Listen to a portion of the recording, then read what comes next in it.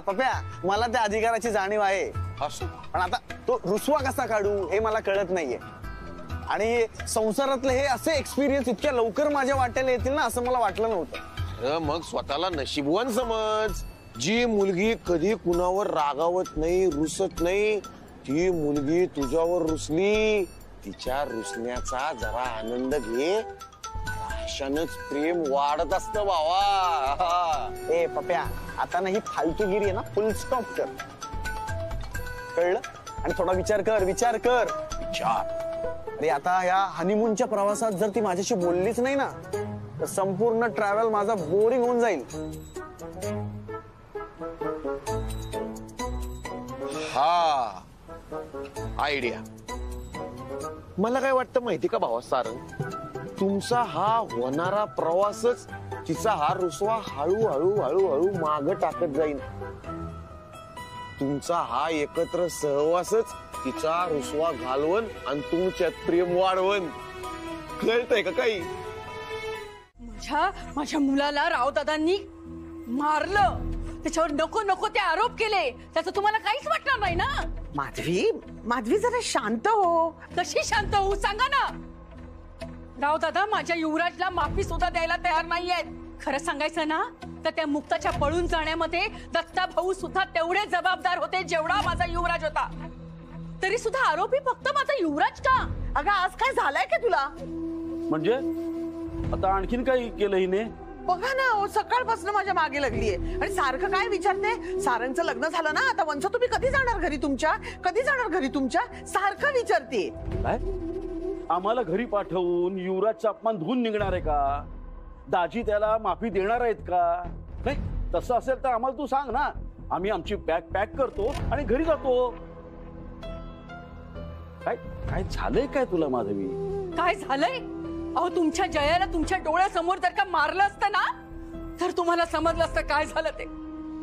हो माझा युवराज हो त्यांनी अगदी मनाला लावून घेतलंय. हो सगळं शून्यात नजर लावून बसलाय. मुका झालाय तो मुका. नाही आता तुम्हा दोघांची गुपित मी या घरातल्या सगळ्यांना जेव्हा सांगेन ना तेव्हाच कळेल तुम्हाला. वैजंतीताई सासूबाई आणि सारंग यांना तुम्ही मुक्ता बरोबर काय काय केलंय ना ते आता मला सांगावंच लागणार आहे. त्याशिवाय तुम्ही दोघं वटणीवर येणार नाहीत. ए काय बोललीस तू? कोणाला वटणीवर आणतेस? आम्हाला? तूही या कटात सामील होतीस विसरून गेलीस का? आणि आता काय बोललीस? त्या म्हातारीला आणि वैजंतीला तू जाऊन सांगणार आणि हे सगळं कळल्यावर दादा शांत बसणार असं वाटतंय तुला? दादा तुम्हाला चौघांनाही लाथ मारून घराच्या बाहेर हकलवेल. मग कुठे जाणार? आणि कोणाच्या जीवावर जगणार आहात? भाऊच्या? भिकाऱ्यासारखी गत होईल तुमची. इथे आहात ना म्हणून सुखात राहताय दोन घास खाताय. दादाचे आभार माना. हे सगळे कुटाणे करशील ना तर रस्त्यावर येशील. पुत्रा पण हाल खाणार नाही लक्षात ठेव. हे हे हे सगळं ऐश्वर्य मिळतंय ना हे माझ्या दादामुळे भोगायला मिळतंय. हे लक्षात ठेवायचं विसरू नकोस. चुकूनही आमच्या कोणाच्याही विरोधात केलीस ना तर कुत्र्याचे हाल होतील.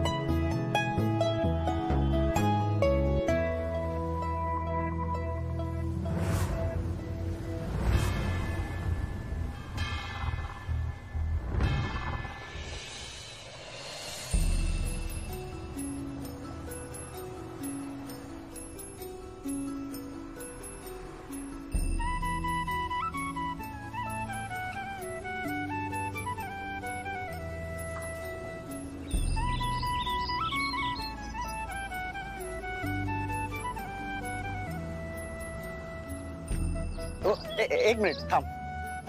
मुक्ता, माझी एक रिक्वेस्ट, प्लीज देवाला जाऊन सांगशील का? म्हणजे मला माहितीये तो तुझं म्हणणं फार लवकर ऐकतो ना, म्हणून. तर देवाला म्हण की मला माहितीये मुक्ताची समजूत काढणं म्हणजे काय खायचं काम नाहीये. म्हणजे तुला लग्नासाठी समजवायला किती वेळ लागला ग? खूप वेळ लागला. आणि आता हनीमूनला पण जर असा वेळ लागला तर मात्र मी म्हातारा झाल्यावरच हनीमून होईल.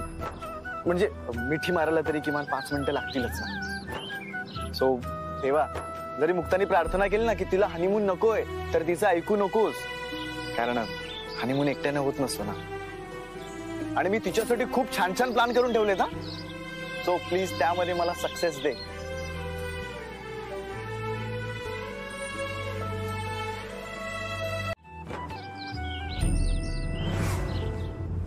देवा, आमच्या दोन्ही कुटुंबांना सुखी ठेव.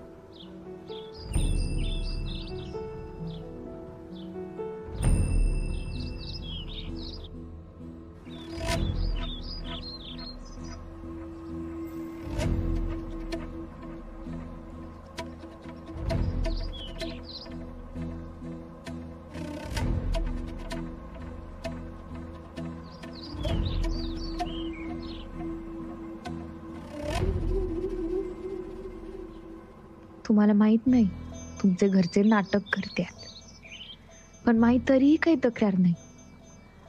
सगळ्यांना सुखी ठेव. आणि विशेष करून यांना. लय प्रेम करतात मायावर. मला पण तेवढंच प्रेम करायची ताकद दे.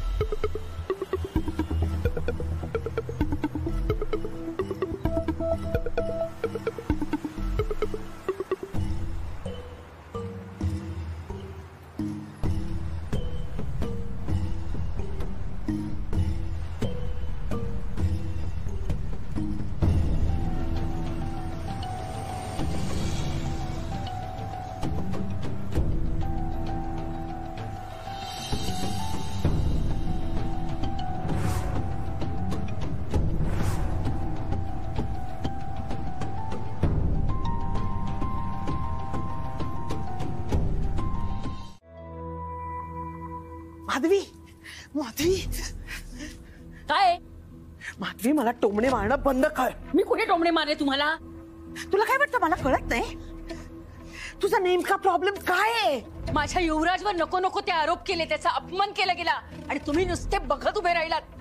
उलट तो कसा दोषी आहे ना हे तुम्ही दाखवलंत. रावदादांच्या नजरेतून तो पडलाच, पण रावदादा आता त्याच्याशी बोलत नाहीत. हे सगळं ना तुमच्यामुळे झालंय, तुमच्यामुळे. आमच्यामुळे? हो. आमच्यामुळे काय झालंय? नाही नाही, म्हणजे झालं असेल थोडंफार, आमच्यामुळे झालं असेल, नाही असं नाही म्हणते मी. पण ती मुक्ता आपल्या दोघींच्याही डोक्यावर मिऱ्या वाटत या घरची सून झाली. आता तुला काय वाटतंय माधवी, आम्ही तिच्या हाताची चव घ्यायला इथे थांबलोय? नाही, ती आर्या या घराची सून झाली असती ना तर आम्ही अगदी सुखात आमच्या घरी परत गेलो असतो ग बाई. पण तसं नाही ना. इथे बघ, इथे बघ, रागवलीस माझ्यावर? माझ्या डोळ्यात बघून सांग, तू माझ्यावर रागवलीस का? अगं कसला राग आहे तुला माझ्यावर? त्या मुक्तानी युवराजच्या कानाखाली वाजवलीये ते तू विसरलीस. त्याचा तुला राग येत नाहीये आणि माझ्यावर राग धरतेस. हा, ती मुक्ता तुला या घरात राहिली तर चालणार आहे. आणि इकडे बघ, मी तुझ्या जीवा भावाची वंच. सारखं मला सगळ्यांसमोर विचारत असतेस, तुम्ही कधी जाणार, तुम्ही कधी जाणार, तुम्ही कधी जाणार. हादवी, अगं तुला कळत कसं नाही, मी तुझी शत्रू नाही, ती आपली शत्रू आहे. तिने आपल्या दोघींमध्ये फूट पाडलीये. त्यात हा दादा, त्याचं बघितलं ना काय चाललंय. खुशाल हनीमूनला जायची परवानगी देऊन मोकळा झाला. आता मुक्ताला घरातून बाहेर काढायची जबाबदारी आपल्या दोघींच्या खांद्यावर आहे. त्यात आपल्या दोघीत फूट पडलीये. आपणच दोघी असं भांडत राहिलो तर कसं चालणार.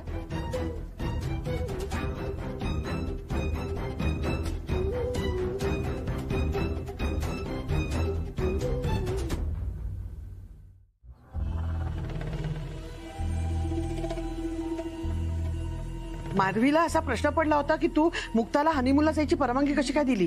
का नाही द्यायची, लग्न झालं दोघांचं, जाऊ दे ना मग. तुम्ही काय मूर्ख आहात का. मी परवानगी दिली याचा अर्थ त्याच्या पाठीमागे काहीतरी विचार केला असेल ना, काहीतरी प्लॅन केला असेल. मग त्याचे जो परिणाम येतील ते दिसतील तुम्हाला. तरी काय विचार केला दादा. मूर्ख नाहीये ना मी. हा प्लॅन मी तुम्हाला सांगायचा, तुमची मदत घ्यायची आणि त्या प्लॅनची पुरी वाट लावायची. म्हणजे दादा, म्हणजे तुझा आमच्यावर आता विश्वासच राहिलेला नाही. हे सगळं माहित असून तुम्हाला सांगणारा मूर्ख नाहीये ना मी. कळेल तुम्हाला, जे काय होईल ते कळेल. शेवटी आपल्याला जे हवंय ते झाल्याशी मतलब. हो, निघा आता.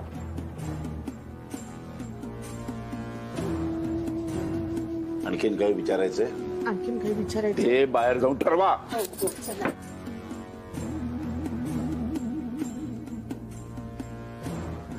नशिबाला आलेत बाहेर.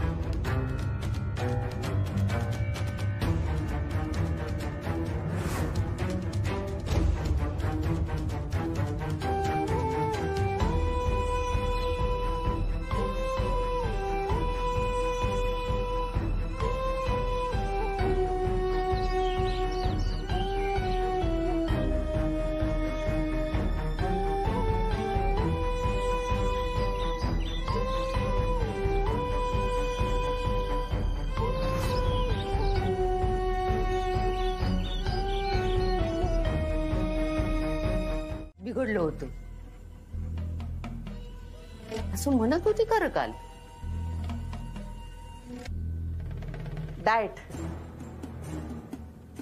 डाएट मी सांगितलेलं ना तिला डाएट करायचं. तिने फॉलो केलं नाही. लग्नात खा खा खाल्लं, पोट बिघडलं. म्हणून म्हणत होते मी डॉक्टरकडे जाऊन ये आपली. हो हो हो. एवढं पोट बिघडस्तवर कशाला पलान करायचे. तसं नाही, म्हणजे मी तिला डाएट प्लॅन लिहून दिला ना, तो तिने फॉलो केला नाही आणि दोष मला देते. आग लावली त्या डाएटला. भाताला बघितलं की तुमच्या तोंडाला लाळ गळायला लागती. हा, चालल्या डाएट करायला. मी म्हणते जमत नाही तर कशाला करायचं ते डाएट? जमत, मला सगळं जमत. जर मी ठरवलं ना तर मला सगळं जमत. पण तुम्हालाच आम्ही बारीक व्हायला नकोय. तुम्हाला जर का मला प्रोत्साहन द्यायला जमत नसेल ना तर आमचा उत्साह तरी कमी करू नका. मी कधी काही चांगलं करायला गेले ना तर या बाईंना ना आवडतच नाही. शी, कोणाशी बोलतेय मी जाते. या माधवी जण लगेच पापड मोडतो. झोंबलं ग झोंबलं. खरं बोलणं तिला झोंबलंय. तिचा पाय दुखतोय ना म्हणून तिला बोलण्याला सहन होत नाही. हा हा, म्हणजे वैजंती हिच्या पायात मेंदू आहे. हा, पाय दुखतोय ना म्हणून मेंदू दुखतोय. मी जरा तिचा मेंदू बघून येते. हा काय? तिचा पाय मी तिला बघून येते.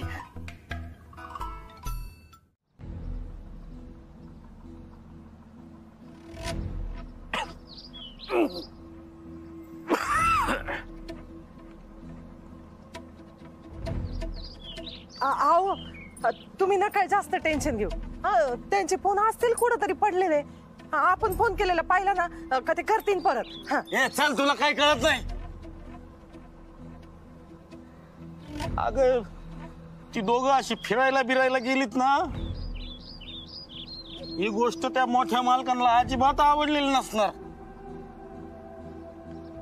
आणि ते चांगुलपणाचा देखावा करतायत. त्यामुळे राग पण दाखवू शकत नाही. आणि राग न दाखवणारा माणूस हा सगळ्यात घातक असतोय. तो माझ्या लेकराचं काय पण बरं वाईट करू शकतो. आणि तेच नाही, माझ्या पोरीच्या जीवावर टपलेले रानटी जनावर त्या घरात काही कमी नाहीत. आहो तुम्ही मुक्ताचा जरा जास्तच विचार करताय. तुमचं सांगणं खरं वाटत आहे. मला पण भीती वाटते.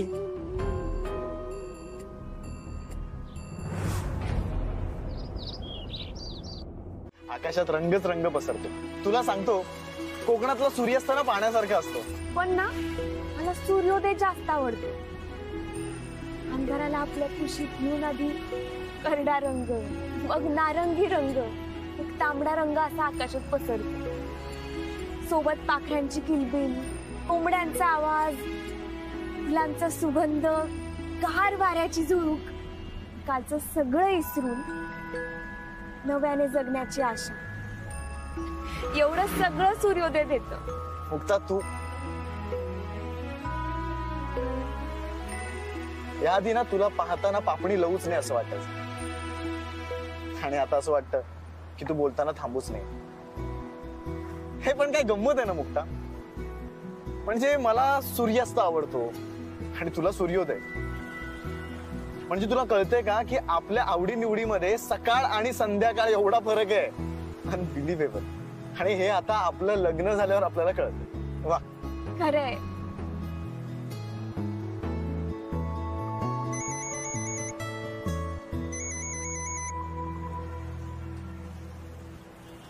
अहो, अण्णांचा फोन येऊन गेला. हो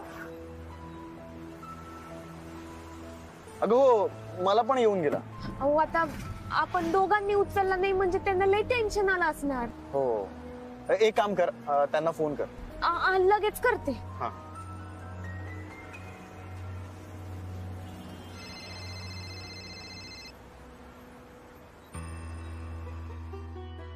हा ना.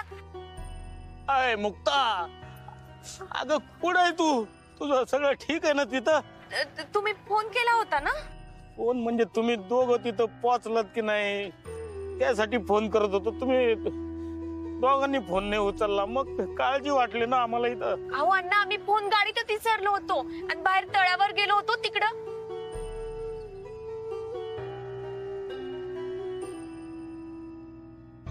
नाही म्हणजे तिकडं लई वेळ लागला ना त्यामुळं. पण तुम्ही अजिबात काळजी करू नका, सगळं ठीक आहे. अहो काय म्हणते ती? सगळं ठीक आहे म्हणते. पर अण्णा मी ठेवते हा, नंतर करते फोन. हा, ठेव ठेव ठेव बाळा.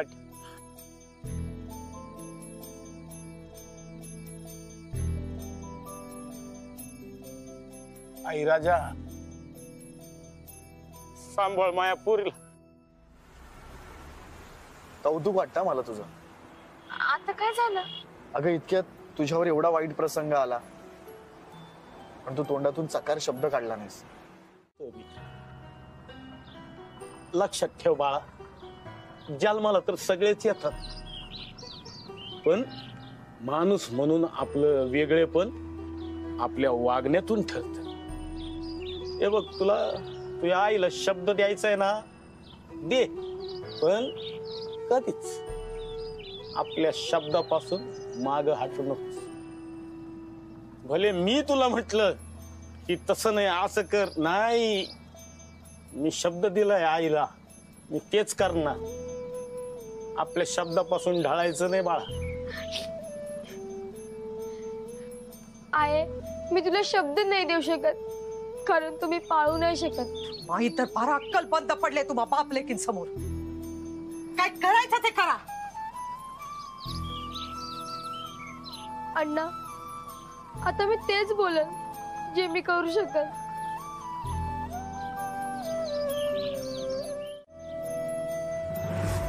पण मी दादांना कुणालाच काही सांगणार नाही असा शब्द दिलाय. हो, मी नाही मोडू शकत. अण्णांची शिकवण नाही वाया जाऊ देणार. त्यांना जे करायचं ते करू दे, पण मी माझा शब्द पाळणार म्हणजे पाळणारच.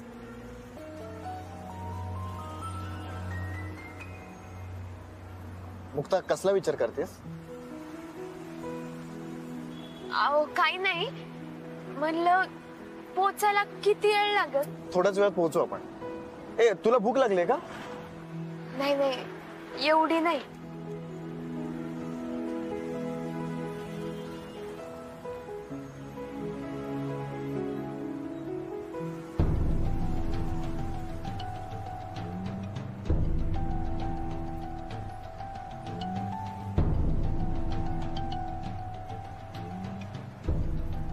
आर्याताई काय शांत बसणार नाही. मला भीती वाटावी म्हणून त्यांनी हात दाखवला. त्यांना हे पण माहित आहे की मी छोट्या मालकांना सहजासहजी काहीच सांगणार नाही. आणि मुलचा आनंद पण चेहऱ्यावर ठेवायचा. आर्याताईंनी जे वाढून ठेवलंय त्याची काळजी पण करायची. ही कोणती परीक्षा आहे? तसं याच्यात आम्ही काय बदल नाही करू का? असा तसाच ठेवलेला. पण तुमका आवडत ना हाय रवा. हा, खरंच खूप सुंदर घर आहे तुमचं. मुक्ता, तुला आवडलं ना? हो, लईच भारी आहे. मला तर अशी घरं लई आवडते. बरं, ह्या ज्या छत आहे ना, ह्याचा बांधकामच असा केलेला की ही गरम हवा ना वरच्यावर निघान जाता आणि थंड हवा खाली ठेवता. अनबिलिव्हेबल. ही तर लईच भारी गोष्ट आहे. तुम्ही लई प्रेमळ आहात. हो मॅडम, हाय माणसांकडे वाटू प्रेमच असा, नाही तर सगळा हयच ठेवून जावचा. अहो पण माका एक समजाक नाही की तुम्ही हनीमून साठी हीच जागा कशात निवडला तू? तसं काय आहे की माझ्या बायकोला अशी शांत आणि साधी ठिकाणं खूप आवडतात. आणि मला माहिती आहे, हॉटेलचा जो चकचकीतपणा असतो ना, त्यापेक्षा माझ्या बायकोला झाडापानांची ही हिरवळच जास्त भावते. बघा, ते आपल्या बायकोचं किती विचार करतात. ते शिका जरा त्यांच्याकडसून. साहेब, बरं 2-3 दिवस तुम्ही आता असात ना, तर माका जरा काय ते शिकवून जावा. नक्की. बरं चला या तुमका.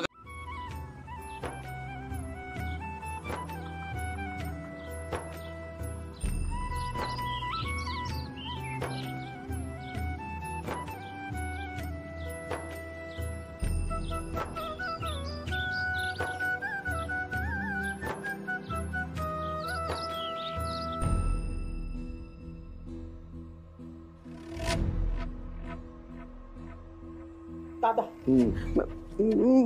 तू मला वाटेल ते बोल. तू मला अल्लड म्हण, तू मला बालिश म्हण, तू बोललेलं मला चालेल, कारण तू माझा दादा आहेस ना, कळलं ना. पण मी कोणाचंही काही ऐकून घेणार नाही.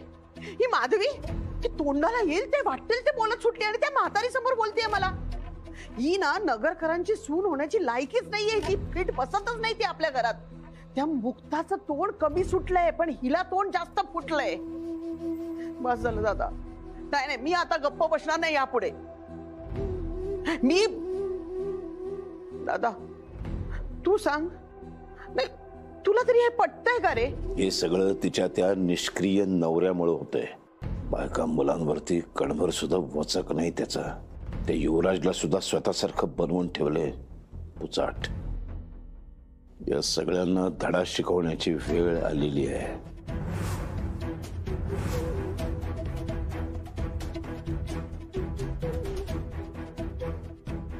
काय काय नाही आणि काही सांगायचंय? नाही. मग मग मग जायचं. जाऊ. हो.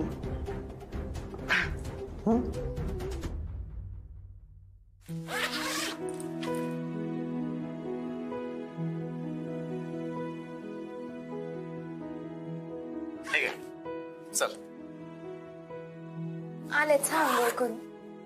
ए ए ए थांब थांब थांब थांब. मी पण येतोय. काय? हो अगं ते जेवायला वाढतायत. हा आपल्याकडे जास्त वेळ नाही. आपण पटकन जाऊन सोबत आंघोळ करू.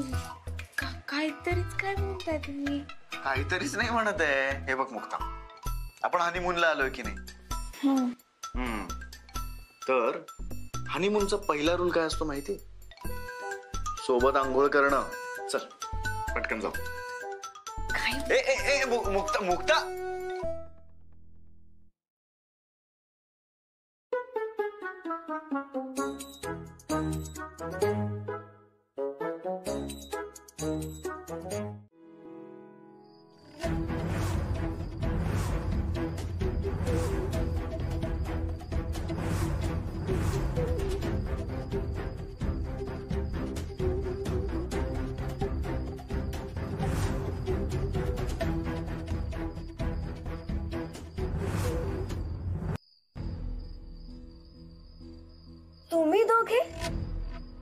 तुम्ही दोघे इकडे कसे काय? आम्ही ते. तू इथे काय करतेस? अरे मी गोव्याला चालले होते, सोलो ट्रिप. अगे बाई, तुम्ही एकमेकांक ओळखतात तर. अहो हे गोव्याक जात होते, पण एका वाटेत कोकण आवडला ना म्हणून हयच रवली. आणि गावात राहायला असं नैसर्गिक ठिकाण हवं होतं, तेव्हा यांचा पत्ता मिळाला. आणि इथे येऊन पाहते तर तुम्ही दोघे. काय योगा योग आहे ना? हो योगा योग.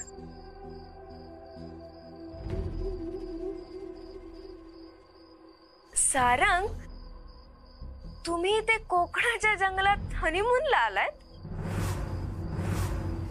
नाही म्हणजे मला असं वाटलं होतं तुम्ही दोघं काश्मीर, केरळ किंवा असं मनाली वगैरेला जाल. मुक्ताला असंच वातावरण आवडतं आणि मला पण.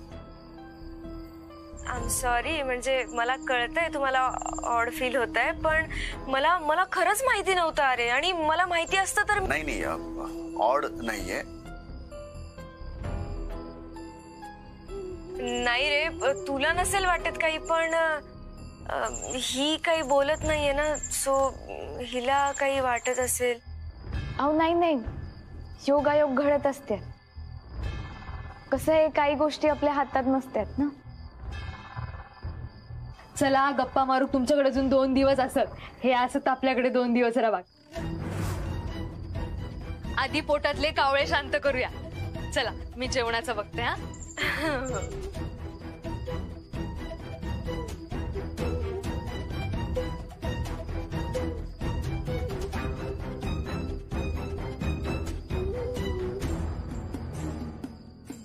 काय चाललंय यार? हा कसला योगा योग यार? ही आयुष्यातून जायलाच तयार नाही. हिच्यामुळे ना हनीमूनची वाट लागणार. अहो मी काय म्हणते, आपण परत घरी जाऊयात का? मुक्ता काही काय बोलतेस? असा हनीमून मध्येच कसा काय सोडू शकतो? मग आपण दुसरीकडे जायचं का?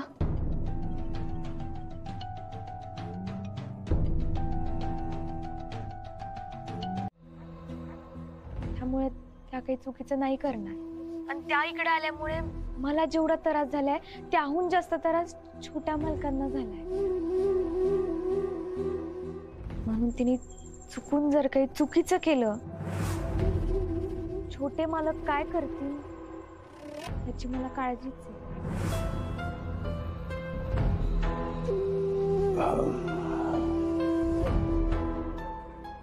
ठीक आहे ठीक आहे, ते त्याची नका काळजी करू तुम्ही, ते तिचं काय ते मी बघतो.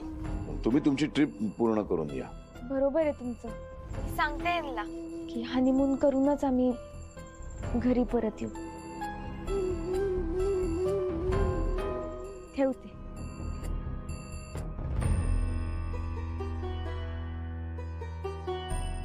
तू इथे राहायचं म्हणतेस?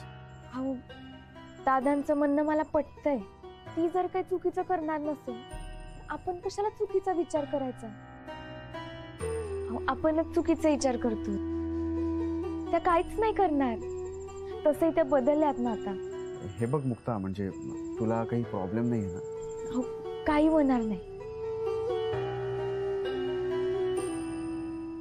आर्या नेमकी तिथेच कसे गेले जिथे हे दोघं गेले आहेत?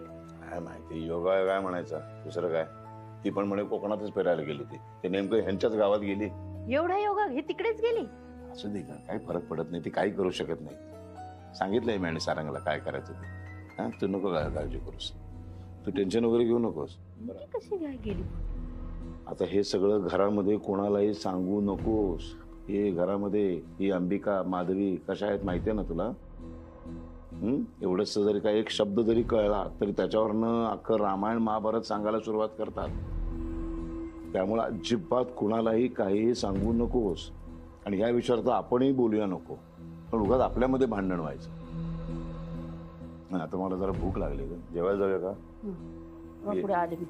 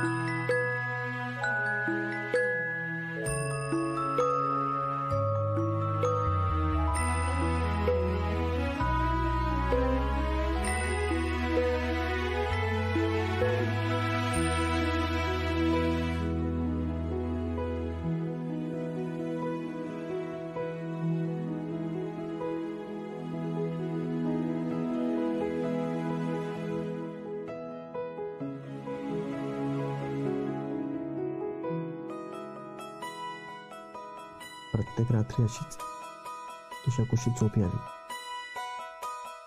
आणि प्रत्येक सकाळी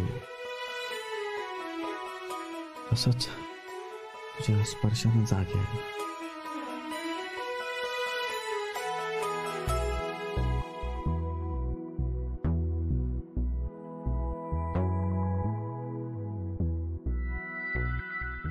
रात्रीच्या प्रेमखुणा सकाळी फुलासारख्या उमलल्यात.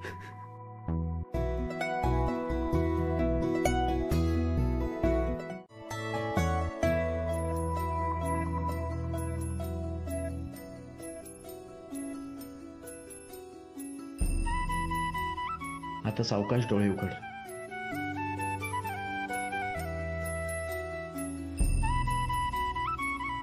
ती बघ, प्रेम खून.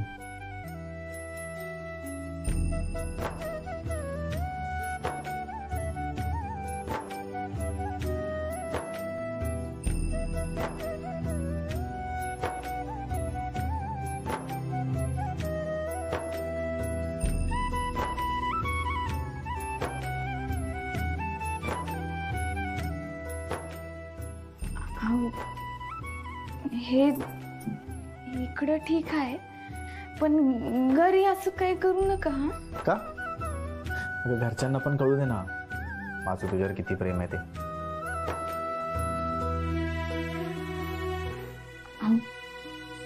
प्रेम व्यक्त करायचं असं असतंय का? हो अगं, फक्त तोंडाने बोलून समजत नाही ना म्हणून. नाही.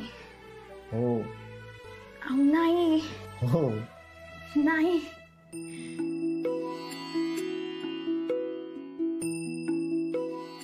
तुम्हाला इकडं काय झालंय? तुझं आठव?